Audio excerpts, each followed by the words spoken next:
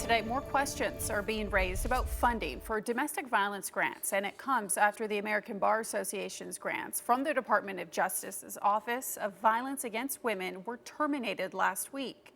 News Channel 8's Lauren Henry has more on the concerns. The grant termination reported by the American Bar Association has many impacts, one being the ability to provide training to attorneys working pro bono to provide legal aid to domestic violence victims. Since the ABA's cuts, we caught up with the CEO of Domestic Violence Services here in Tulsa. In addition to the impact of the ABA, there's also the impact of the layoffs from the Center for Disease Control's under the umbrella of the sexual violence prevention programs. Lyle tells us that DVIS relies heavily on federal funds to maintain operations, and they are still waiting to learn about where they stand regarding the renewal of a $400,000 grant that they've been receiving since the early 2000s.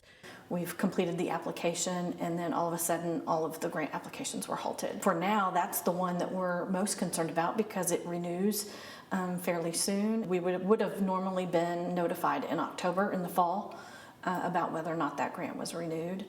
And so we have to begin thinking about replacing that funding. We've reached out to the Department of Justice but have not received a response, as DVIS and other domestic violence service providers anxiously wait to learn more. Lyle says these cuts send a chilling message to domestic abuse victims and survivors everywhere. DVIS is here to help keep families safe, and what it tells me is that we don't care about keeping families safe, particularly women and girls, and that they don't matter. And so the more this funding goes away, the more the message is clear. In Tulsa, Lauren Henry, News Channel 8.